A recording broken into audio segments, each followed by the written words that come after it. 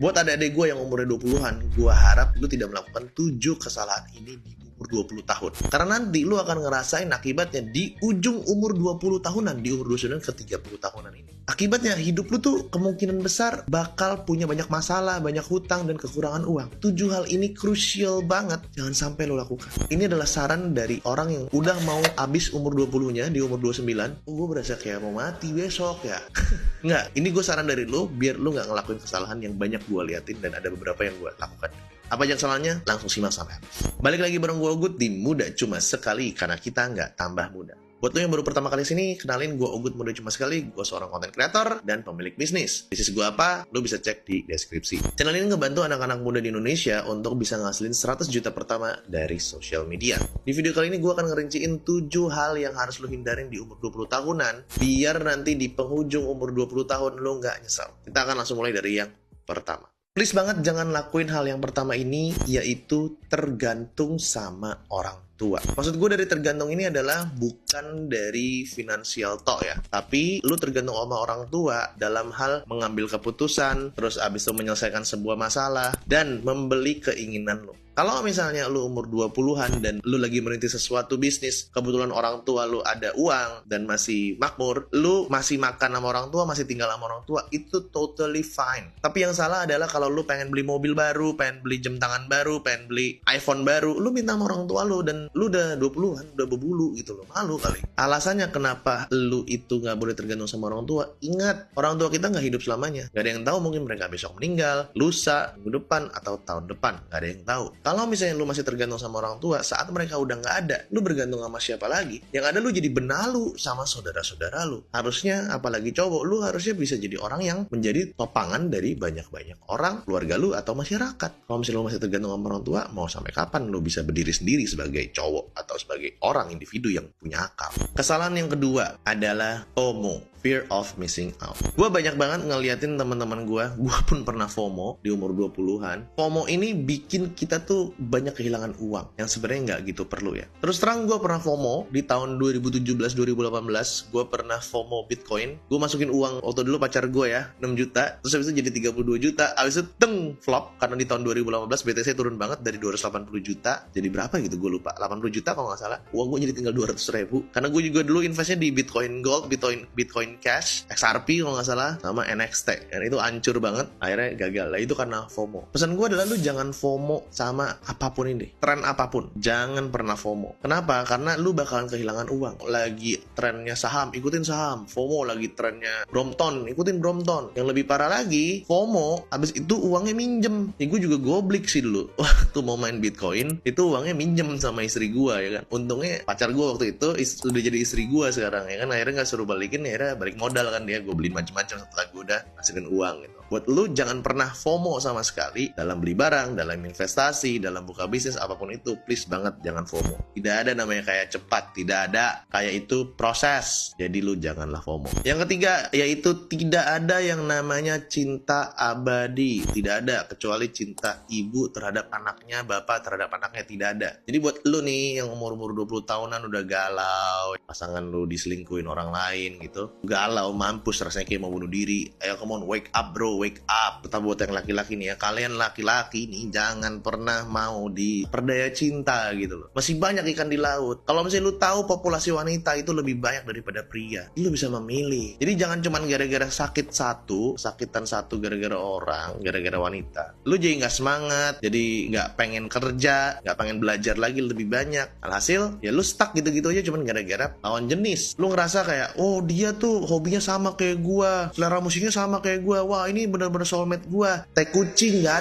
ada. Soulmate lu adalah diri lu sendiri. Tujuan lu nyari pasangan itu bukan melengkapi diri lu, bukan, tapi bekerja sama untuk membuat sebuah organisasi baru, yaitu keluarga yang menghasilkan return sebagai anak yang soleh dan cerdas, sehingga bisa mengharumkan nama orang tuanya, bisa memproduksi keturunan lagi yang lebih baik, dan bisa punya cadangan pahala atau tabungan pahala di kemudian hari di depan hadapan Allah Subhanahu wa Ta'ala, di mana kita sudah mendidik anak kita menjadi anak yang yang baik dan bermanfaat bagi masyarakat banyak. So why lu cari pasangan as a partner, bukan pelengkap hidup. Karena lu tidak kurang, lu udah cukup. Lu tinggal mencari orang lain yang sudah cukup juga dan klop sama lu membuat sebuah organisasi baru untuk tabungan lu di akhirat. Itu kan fungsinya kita berkeluarga dan menikah. Jangan galau-galauan lagi deh. Lu masih bisa cari yang lain. Lu galau sebentar gak apa-apa. Oke, sebulan 2 bulan oke lah. Lu makan pasir atau makan apa gitu karena terlalu galau, boleh. Tapi nextnya move on. Masih banyak yang lain kok. Masih banyak cewek yang cakep. Masih banyak cowok yang ganteng. Dan ingat guys, skill cinta itu bisa dipelajarin, bukan bakat dari lahir. Anjay.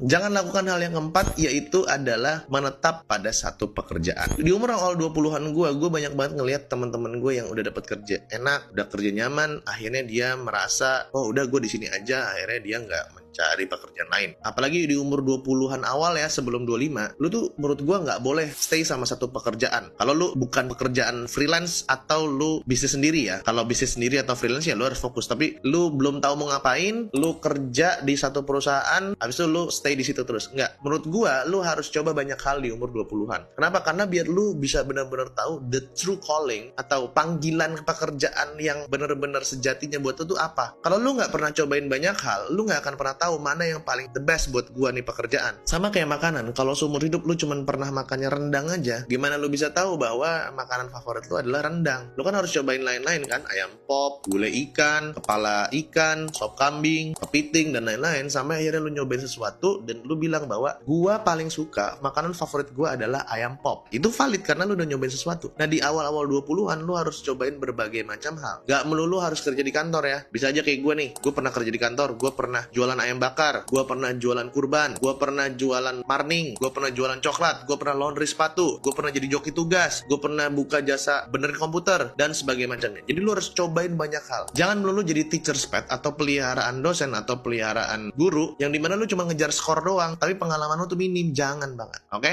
Hal yang gak boleh lu lakukan nomor 5 adalah takut keluarin uang untuk belajar. Di umur gue 20-22an tuh gue sangat anti banget sama yang namanya ikut-ikut seminar. Gue tuh mikir kayak, ini apaan sih? Sok sukses banget gitu loh. Alah, seminar-seminar mah gue liat di Google juga bisa, gue belajar sendiri juga bisa gitu. Awalnya di umur 20-22 tuh gue kayak gitu. Tapi di umur gue 23 gue kan buka warung ayam bakar ya. Nah di situ gue ngerasain impactnya bahwa wah gila, gue buka warung ayam bakar, modal gue udah keluar sekitar 40 atau 60 juta, gue lupa, bareng partner gue. Ayam bakarnya bangkrut karena nggak laku. Artinya gue nggak ngerti marketing di zaman sekarang. Padahal gue udah ngelakuin yang marketing gue tahu. Gue cetak brosur, art paper 150 gram, terus habis itu ukurannya A5, gue sebar-sebar di stasiun, gue harus dealing sama preman, harus kasih mereka duit biar gue dibolehin naruh brosur tersebut ditaruh di dashboardnya motor-motor yang parkir, gue harus bikin umbul-umbul dan lain-lain. Yang gue tahu kan untuk promosinya dulu kayak gitu. Ternyata ada lagi promosi namanya digital marketing. Gue masih gak mau ambil kelas-kelas digital marketing atau kelas-kelas yang lainnya. Akhirnya gue coba aja sendiri, langsung hire food blogger yang ada di Tangerang. Gue coba 3, gue ngeluarin budget, ternyata cuma dapat foto bagus doang. Orang yang datangnya ke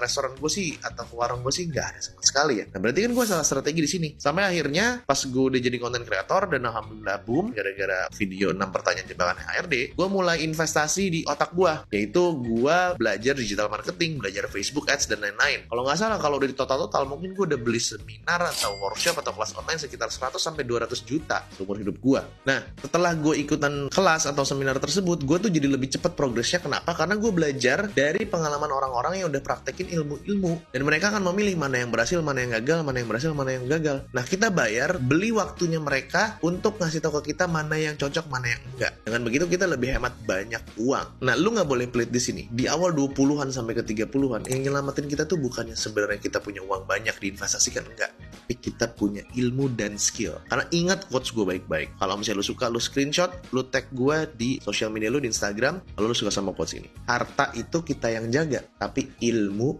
itu yang jagain kita. Yang keenam, yang nggak boleh lo lakukan adalah bisnis tongkrongan. Gue mau kasih tahu nih tentang bisnis tongkrongan. Di umur kita 20 tahunan itu kan, kita tuh lagi rame-ramenya namanya bisnis. Di zaman gue ya, terutama di tahun 2010-an awal, kita tuh lagi zaman-zamannya kita membentuk bisnis. Karena kita tuh millennials ya, kalau sekarang kan lagi zamannya Gen Z, millennials itu didoktrin bahwa pekerjaan yang bagus itu adalah pebisnis gitu. Akhirnya kita mikirin bisnis. Ada yang masuk ke startup, ada yang bikin bisnis beneran, tapi ada yang bikin bisnis salah, yaitu bisnis tongkrongan. Lu sering kan mau bikin bisnis sama temen lu, bikin apa kayak coffee shop, apapun itu, yang lagi hype sekarang, bikin martabak dan lain-lain, bareng teman-teman satu tongkrongan lo. Dengan tujuan apa? Satu, mungkin karena udah kenal gitu kan. Kedua, mungkin juga karena ya udah biar kita punya tempat nongkrong, at least tempat nongkrongnya itu ada restorannya. Jadi gue punya tempat nongkrong sendiri, nggak usah ke restoran orang lain. Jangan ngelakuin itu. Bisnis tongkrongan ini namanya bisnis tongkrongan. Lu sama teman-teman nongkrong lo bikin bisnis padahal lu nggak ngerti bisnisnya gimana. Ujung-ujungnya ya cuma keluar duit habis. Nih yang pertama nih, teman tongkrong